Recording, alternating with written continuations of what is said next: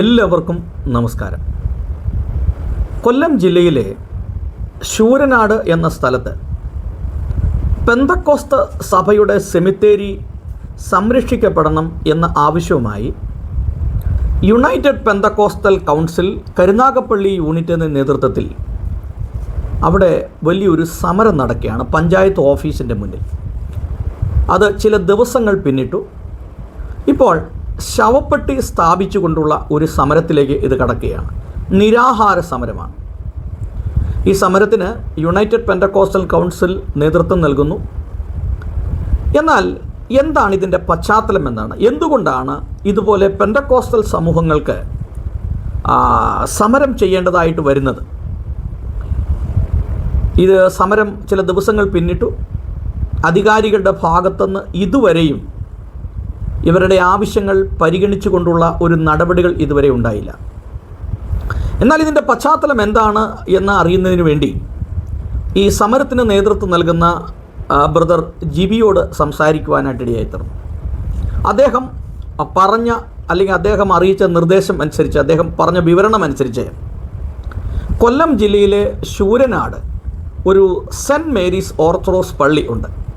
Orthodox പള്ളി, അത് Sooranad orthodox പള്ളി എന്നാണ് അറിയപ്പെടുന്നത്. സെൻറ്റ് മേരീസ് ഓർത്തഡോക്സ് പള്ളി ഏതാണ്ട് 1978 കാലഘട്ടങ്ങളിൽ ഈ പള്ളിയിൽ നിന്നും കുറച്ച് കുടുംബങ്ങൾ മാറി പെന്തക്കോസ്ത് വിശ്വാസം സ്വീകരിച്ചു.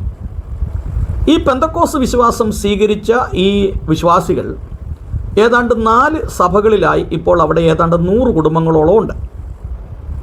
ഇപ്പോഴത്തെ ഈ ശൂരനാട് സെൻറ്റ് മേരീസ് ഓർത്തഡോക്സ് പള്ളിയിൽ ഏതാണ്ട് 120 കുടുംബങ്ങളാണ് ഉള്ളത്. പെന്തക്കോസ്ത് സഭകളിൽ ഏതാണ്ട് 100 കുടുംബത്തോളം ഉണ്ട്. എന്നാൽ ഈ ഓർത്തഡോക്സ് പള്ളിയോട് ചേർന്ന് ഒരു സെമിത്തേരി ഈ പെന്തക്കോസ്റ്റൽ സഭകൾക്കുണ്ട്. 1978 മുതൽ അവിടെ ഏതാണ്ട് 47-48 വർഷങ്ങളാകുകയാണ്. അവിടെ 50-ലധികം മൃതദേഹങ്ങൾ അവിടെ അടക്കിയിട്ടുണ്ട്. അതിന് മതിലുണ്ട്. മതിലൊക്കെ കെട്ടിത്തിരിച്ച് സെല്ലുകളൊക്കെ പണിതിരിക്കുകയാണ്. എന്നാൽ ഈ ഓർത്തഡോക്സ് പള്ളിയോട് ചേർന്നുള്ള ഈ ശവക്കോട്ടയുമായി ബന്ധപ്പെട്ട് ഒരു വഴിതർക്കമുണ്ടായിരുന്നു, ഒരു വഴി പ്രശ്നമുണ്ടായിരുന്നു. മുഴുവൻ ഏതാണ്ട് 16 സെൻറ്റ് സ്ഥലമാണുള്ളത്. അതിപ്പോൾ ഏതാണ്ട് ചില സഭകൾ, 3-4 സഭകൾ ചേർന്നാണ്, AG സഭ ഉൾപ്പെടെ ചർച്ച് ഓഫ് ഗോഡ് സഭ ഉൾപ്പെടെ ഉള്ള സഭകളാണ് ഇതിലാണ് ഈ സെമിത്തേരി ഉള്ളത്. എന്നാൽ ഈ വഴിപ്രശ്നങ്ങളൊക്കെ അതിൻ്റെ ഇടയ്ക്കുണ്ടായിരുന്നു. എന്നാൽ 2007 ഒരു വ്യക്തി ആ സെമിത്തേരിയോട് ചേർന്ന് ഒരു വീട് വയ്ക്കുവാനായിട്ടിടയായി തീർന്നു. അപ്പോൾ നമ്മൾ മനസ്സിലാക്കേണ്ട ഒരു കാര്യം, 1978 മുതൽ അവിടെ ശവം അടക്കിയിട്ടുണ്ട്. എന്നാൽ ഒരു വ്യക്തി 2007 വന്ന് അവിടെ വീട് വെക്കുകയാണ്. അപ്പോൾ ആ വീട് വെച്ചതിന് ശേഷം നമ്മൾ പിന്നെ കാണുന്നത് 2026 വരുമ്പോൾ അവിടെ 20 അടി താഴ്ചയിൽ അല്ലെങ്കിൽ മണ്ണെടുത്തു മാറ്റി ഒരു അമേരിക്കൻ സിറ്റിസൺ ആയിട്ടുള്ളൊരു വ്യക്തി ഏതാണ്ട് 3-4 കോടി രൂപ മുടക്കി അവിടെ ഒരു വീട് വെക്കുകയാണ്. ഇദ്ദേഹം ഒരു വലിയ കോടീശ്വരനാണ്. അപ്പോൾ ഇദ്ദേഹത്തിൻ്റെ പണത്തിൻ്റെ മുൻപിൽ ഈ പഞ്ചായത്ത് അധികാരികളും മറ്റുള്ളവരും ഈ പെന്തക്കോസ്റ്റൽ സമൂഹങ്ങളെ കൈയൊഴിയുന്നു. 1978 മുതൽ അവിടെ ശവം അടക്കിയതാണ്.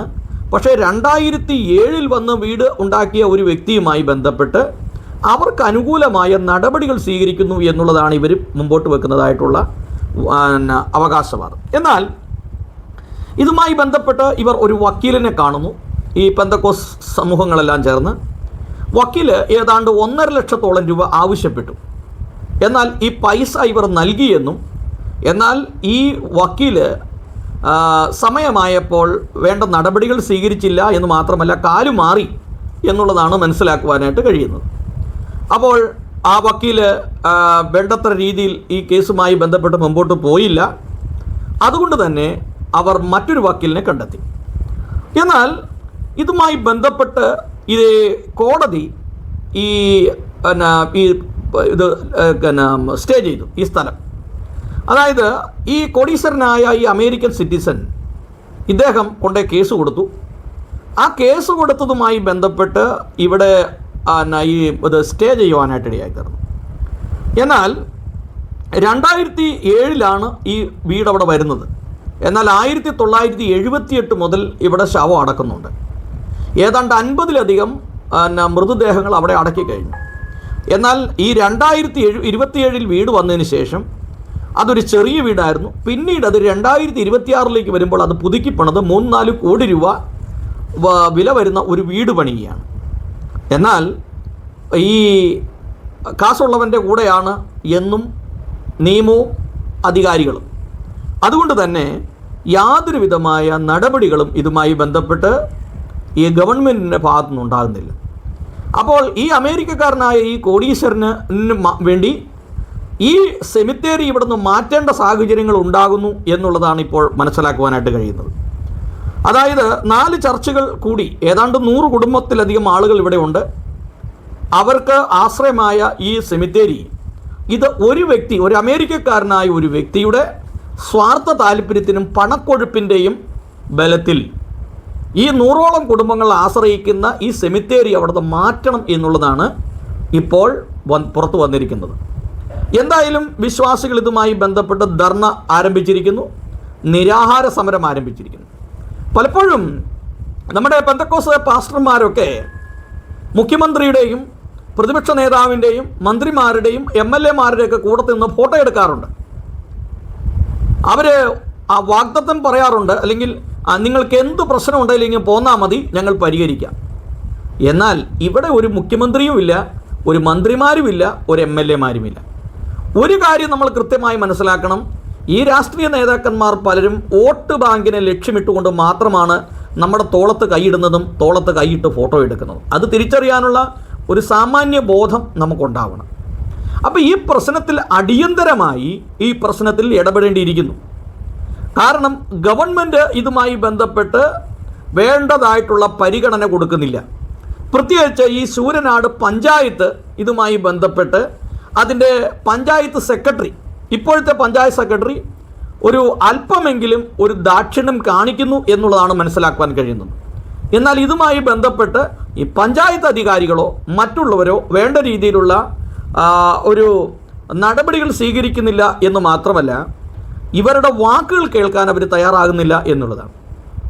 ഒരു കാര്യം നമ്മൾ മനസ്സിലാക്കുക, കേരളത്തിൽ 25 ലക്ഷത്തിലധികം പെന്തക്കോസ്ത് വിശ്വാസികളുണ്ട്.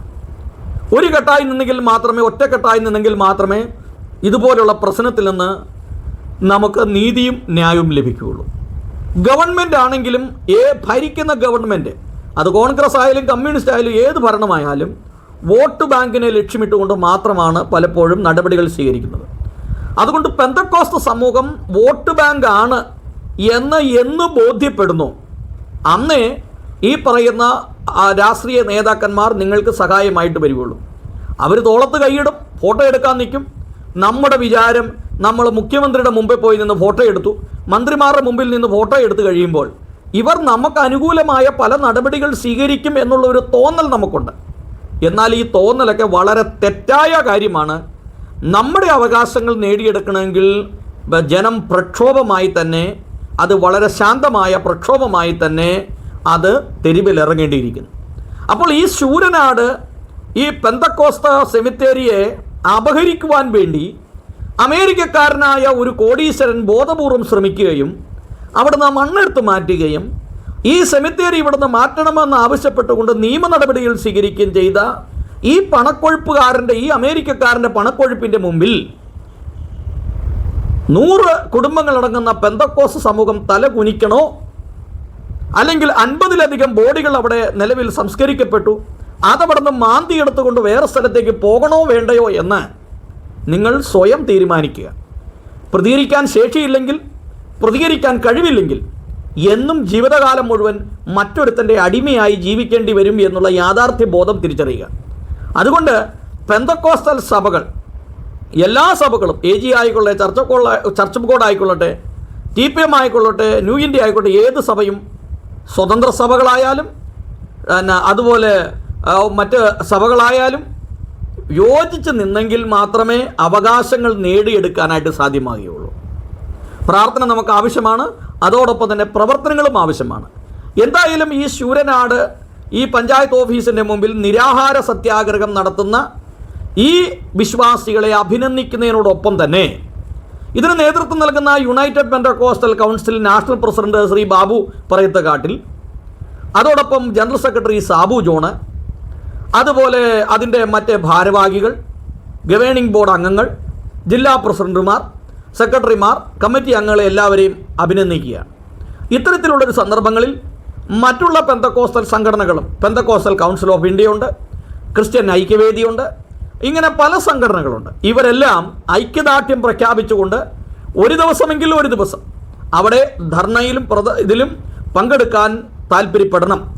കാരണം നമ്മുടെ അവകാശങ്ങളെ ചോദിച്ചു വാങ്ങിക്കാനും ഇതുപോലെ പെന്തക്കോസ്റ്റൽ സമൂഹങ്ങളുടെ ആരാധനാലയങ്ങളും സെമിത്തേരികളും കയ്യേറാൻ ശ്രമിക്കുന്ന ക്ഷുദ്രശക്തികളെ തിരിച്ചറിയുകയും അവരെ നിയമത്തിൻ്റെ മുമ്പിൽ കൊണ്ടുവരികയും നിയമ നടപടികൾ സ്വീകരിക്കും. അവർക്കെതിരെ വേണ്ടി വന്നാൽ സുപ്രീം കോടതി വരെ പോയി അതിൻ്റെ കൃത്യമായ നമ്മുടെ അവകാശങ്ങളെ മേടിച്ചെടുക്കാൻ കഴിയണം. അതിന് നമ്മുടെ കൂട്ടത്തിൽ തന്നെ നല്ല കഴിവുള്ള വക്കീലന്മാരുണ്ട്, പ്രാപ്തിയുള്ള ആളുകളുണ്ട്. അവർ ഇതുമായി ബന്ധപ്പെട്ട് രംഗത്ത് വരണം. അതുമാത്രമല്ല, വേണ്ടി വന്നാൽ സെക്രട്ടേറിയറ്റിന് മുമ്പിൽ പോയി സമരം ചെയ്യേണ്ടി വന്നാലും ഇതിന് തയ്യാറായി ജനങ്ങൾ മുമ്പോട്ട് വരണം. എങ്കിൽ മാത്രമേ ഇവിടെ നീതി ലഭിക്കുകയുള്ളൂ. കോൺഗ്രസ് ഭരിക്കുന്ന ഗവൺമെൻറ്റാണ്. പെന്തക്കോസ്റ്റൽ സമൂഹത്തോട് വളരെ അടുത്ത് നിൽക്കുന്ന മുഖ്യമന്ത്രി വി ഡി സതീശനാണ്, കേരളത്തിൻ്റെ മുഖ്യമന്ത്രിയാണ്. പെന്തക്കോസ് മീറ്റിങ്ങുകളിൽ, കൺവെൻഷനുകളിലും മറ്റ് മീറ്റിങ്ങുകളിലുമൊക്കെ സ്ഥിരം സാന്നിധ്യമാണ് ഇപ്പോഴത്തെ മുഖ്യമന്ത്രി. അതുകൊണ്ട് തന്നെ വളരെ ശക്തമായ നടപടികളിലേക്ക് കടക്കേണ്ടിയിരിക്കുന്നു. കാരണം ഇത് മുഖ്യമന്ത്രിയുടെയും മറ്റു മന്ത്രിമാരുടെയും MLA-മാരുടെയും MP-മാരുടെയും ശ്രദ്ധയിൽപ്പെടുത്തുകയും എത്രയും പെട്ടെന്ന് ഈ സെമിത്തേരിയുമായി ബന്ധപ്പെട്ടുള്ള പ്രശ്നം പൂർണ്ണമായി അവസാനിപ്പിക്കുകയും അനധികൃതമായി മണ്ണെടുക്കുന്ന ഈ മണ്ണ് മാഫിയയും അതുപോലെ ഈ പണക്കൊഴുപ്പിൻ്റെ മുമ്പിൽ പെന്തക്കോസ്റ്റൽ സമൂഹത്തെ താറടിക്കുന്ന, അല്ലെങ്കിൽ അവരുടെ അവകാശങ്ങളെയും അവരുടെ സെമിത്തേരിയെയും ചൂഷണം ചെയ്യാനായിട്ട് താല്പര്യപ്പെടുന്ന ഈ വ്യക്തിക്കെതിരെ കൃത്യമായ നിയമ നടപടികൾ സ്വീകരിക്കുകയും ചെയ്യണം എന്നുള്ളത് ആവശ്യപ്പെട്ടുകൊണ്ട് വളരെ ശക്തമായ ധർണയും പ്രദർശനങ്ങളും നടത്തേണ്ടിയിരിക്കുന്നു. അങ്ങനെയെങ്കിൽ മാത്രമേ നമ്മുടെ അവകാശങ്ങളെ നേടിയെടുക്കാനായിട്ട് സാധിക്കുകയുള്ളൂ. അതുകൊണ്ട് ഈ ധർണ തുടരട്ടെ. നീതി ലഭിക്കുന്നത് വരെ ഈ ധർണയും ഈ നിരാകാര സത്യവും തുടരട്ടെ എന്നാണ് എനിക്ക് പറയാനായിട്ടുള്ളത്. അതോടൊപ്പം തന്നെ അധികാരികൾ ഇതുമായി ബന്ധപ്പെട്ട് വേണ്ട നടപടികൾ സ്വീകരിക്കണമെന്നും അതോടൊപ്പം തന്നെ പെന്തക്കോസ്റ്റൽ സമൂഹങ്ങളുടെ ന്യായമായ ആവശ്യങ്ങളെ പരിഗണിക്കണം എന്നും യുണൈറ്റഡ് പെന്തക്കോസ്റ്റൽ കൗൺസിൽ അതിൻ്റെ നാഷണൽ പ്രസിഡന്റും കമ്മിറ്റി അംഗങ്ങളും ആവശ്യപ്പെടുകയാണ്.